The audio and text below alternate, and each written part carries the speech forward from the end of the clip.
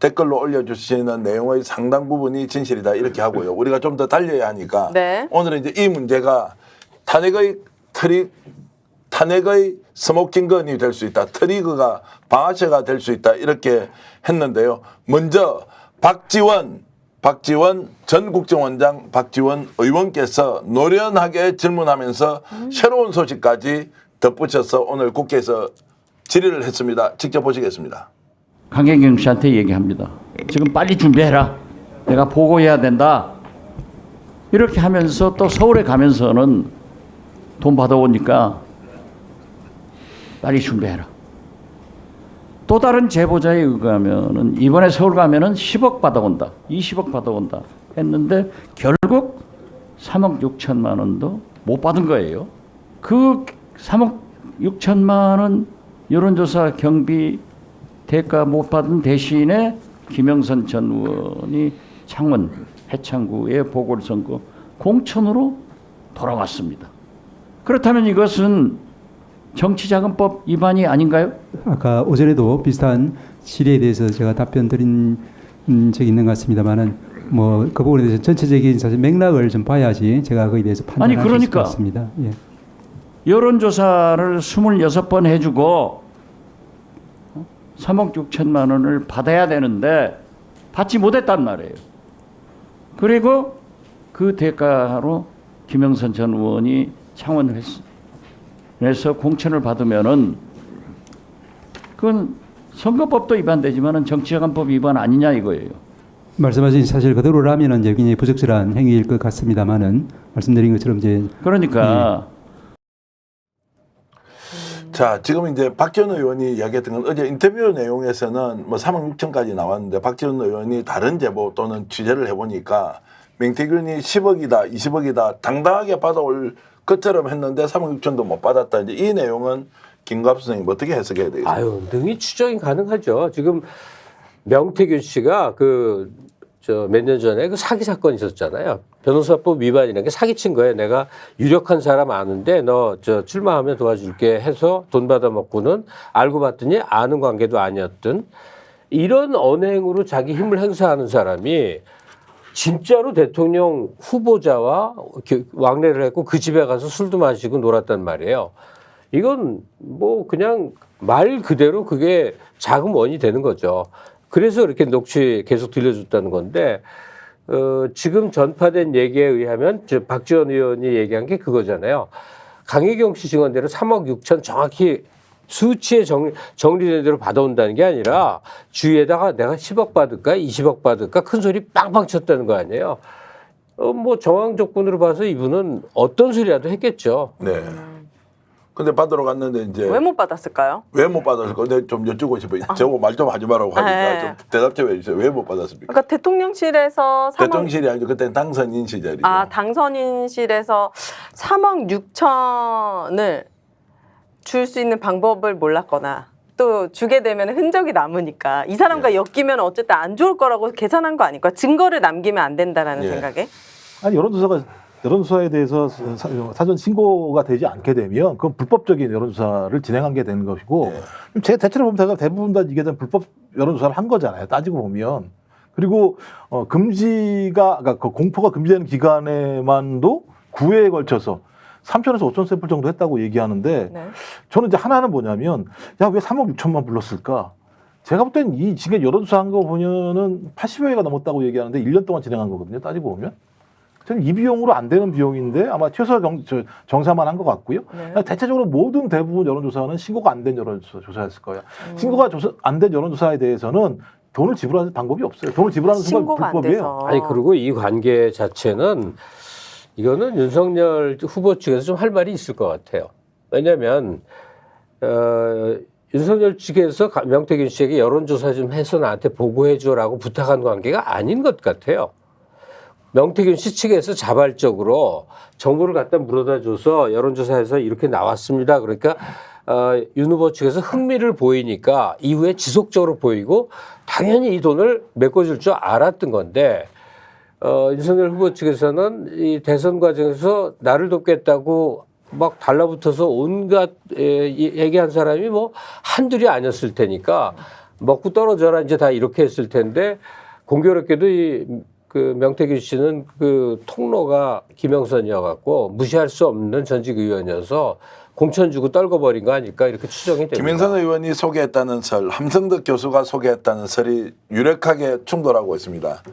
자, 지금 강희경 씨는 뭐 김영선 의원이 소개해서 윤석열 대통령을 만났다. 제가 취재해 보니까 김영선 의원이 함성덕을 소개해주고 함성덕 교수가 김건희 여사 부부를 이제 소개했다 이제 이렇게 나오는데 어쨌든 그 돈을 받아오지 못했고 10억이냐 20억이냐 다 받아올 것처럼 하고 이제 서울로 갔는데 이제 실패하고 말았던 거죠. 그런데 여기서 이제 중요한 단서가 하나 있습니다. 여러분 방송 처음 보시는 분들도 자 P&R이라는 회사 있지 않습니까? 네. 김종 박사님. 네. 거기서 26회에 걸쳐서 여론조사를 했으면 네. 그 여론조사 데이터가 남아 있을 거 아닙니까? 그렇죠. 이 사람들이 계속 자금을 요청하고 청구를 아직도 명태균으로부터 돈을 못 받았거든요. 아, P&R에서요. P&R에서. 그러면 여론조사가 했다는 것, 됐다는 것, 그리고 돈을 못 받아왔다는 것이 이제 일치가 되는 지점이 수사를 하면 무조건 나오게 돼 있는데 검찰 수사 바로 들어가야 되는 거 아닌가요? 누가 고발을 해야지 들어가는 거 아니에요? 고발이고 뭐 아무 인지수사도 충분히 할 수 있지. 네, 이 그렇죠. 정도 나와서 불법적인 선거 여론조사가 이루어졌고 돈을 못 받아서 거기에 대한 대가를 이것이 됐다 이러면 압수수색하고 뭐 휴대폰 하면 금방 나오죠. 그리고 이제 김갑 선생님 말씀대로 그 명태균 씨가 알아서 했다고 하더라도 반복적으로 보고가 됐다고 하면 불법적인 여론조사가 진행되고 있다는 걸 인지한 거거든요. 인지한 걸 방임했기 때문에 이건 다 걸릴 수밖에 없는 상황인 거죠. 좀 그렇다면 말씀하신 것처럼 이건 뭐 이미 검찰 수사를 진행하고 있는 내용도 있잖아요. 네. 이 정치자금 문제 관련해서 좀 그렇다면 당연히 검찰이 해야 되겠습니다만 지금까지 한 관행을 보십시오. 김건희 씨한테 황제조사한 검찰이 이분과 관련해서 강제수사를 통해서 지금 강제수사가 진행됐다고 얘기합니다만 핸드폰 지금 6개 가족에서 좀 넘어갔다는 내용들이잖아요. 저는 거기에 있는 내용 자체가 핵심적인 내용이 들어있지 않을 거라 생각이 들어요. 그런데 명태균 씨가 이렇게 얘기하는 거 보면 명태균 씨는 별도로 이 자료를 가지고 있을 거라고 보이기 때문에 네. 그렇다면 검찰이 이 정도의 상황이면 본인들이 계속 이렇게 특수한 수사를 많이 했다면 명태균 씨의 주변을 다 압박을 해서라도 소위 숨겨져 있는 핸드폰에 대한 데이터들을 확보하는 조사를 해야 되는데 저는 그때 9시간 후에 돌려주고 난 다음에 그 이후에 뭘 했다라는 얘기를 들어본 바가 없어요. 주진우 기자가 취재를 해서 직접 들은 바에 의하면 핸드폰이 4개가 있었고 그 4개를 이미 포렌식을 다 맞춰서 어딘가에 은닉해놨다. 이게 제가 들은 얘기인데요. 지금 우리가 2년 반 동안 경험을 했지만 이 검찰이 나서서 진실을 밝혀줄 거다.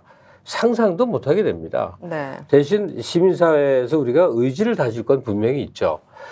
그동안 보니까 윤석열 씨의 그 행태는 대통령이 되고서부터가 아니라 그 이전부터 계속 거슬러 가서 검사라는 공직 수행 자체의 전 과정이 범죄 행각이었구나. 김건희 씨 자신도 그냥 학력, 경력, 이름, 뭐 외모, 그다음에 이후에 공직자 아내가 돼서부터의 전시 후원 등등 해서 주가 조작서부터 지금까지 모든 것이 범죄의 흔적이라고 여겨지는데 이거는 정상적인 사회로 정상적인 국가로 우리가 만들어 놓고 네.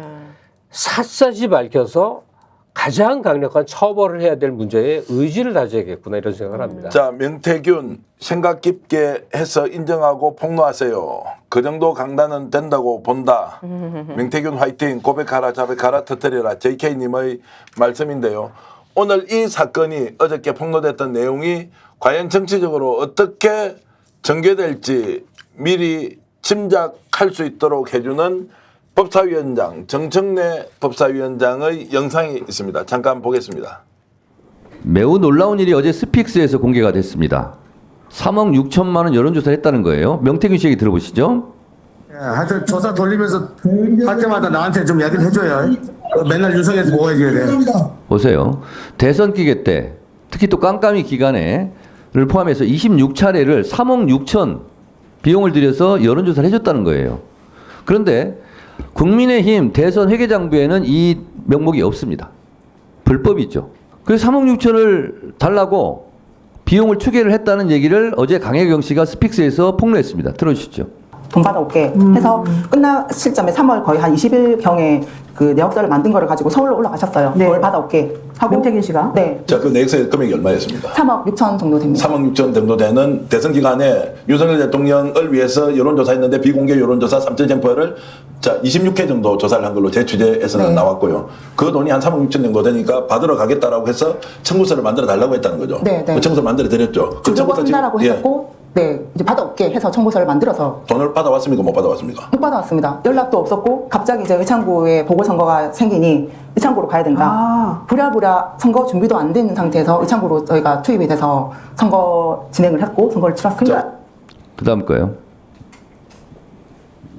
현재 국민의힘의 책임 당원입니다. 국민의힘 이렇게 자꾸 나라 망치서는 안 되고요. 진실은 정말 진실 밝혀야 되고 권력에 있는 사람들 언제든지 약한 사람들 죽일 수도 있고 살릴 수도 있습니다. 꼭 진실 밝혀질 수 있도록 응원 많이 해주시고요. 당당하게 맞서 싸우겠습니다. 네, 1분간 더 넣으시죠. 자, 저는 사실로 보입니다. 이거 1시간 반 내가 제가 다 봤습니다. 근데 김영선 씨 회계 책임자 있고 미래한국연구소에서도 명태균 씨랑 같이 일했던 사람이에요. 세 사람이 지금 소송전을 벌이고 있습니다. 그래서 이분도 사기 횡령죄로 김영선 의원이 고소를 했대요. 그래서 자기도 어쩔 수 없이 지금 나와서 얘기를 하고 있는 겁니다. 저는 진실로 보여요.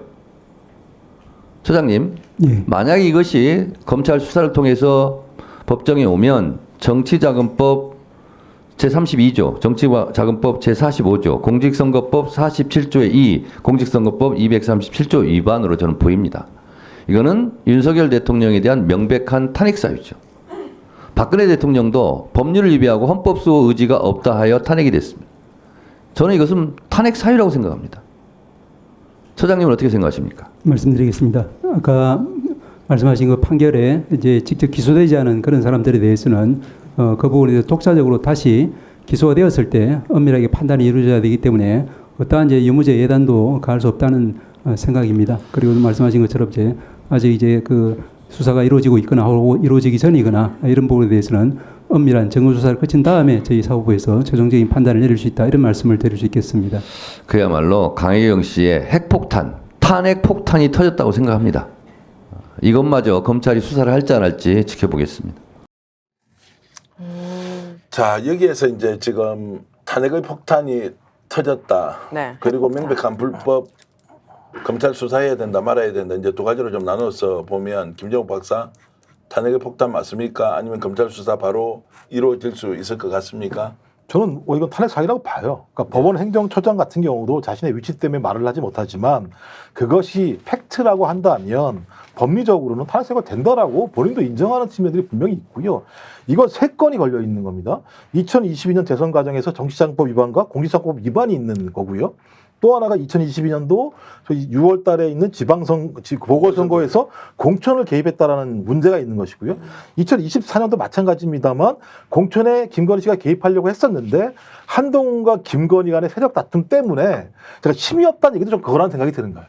그러니까 뭐 객관적으로 정의롭게 이런 게 아니라 이 원래는 자기 마음대로 하려고 했었는데 한동훈이라는 비대위원장이 생각이 바뀌면서부터 내가 과거에 했었던 전략공천의 방식 자체가 지금은 불가능의 힘이 없었다고 얘기를 하기 때문에 저는 지금 나온 부분들은 2022년 대선 과정에서 불거지고 있는 헌법과 법률 위반 상황이라고 보는 것이고요.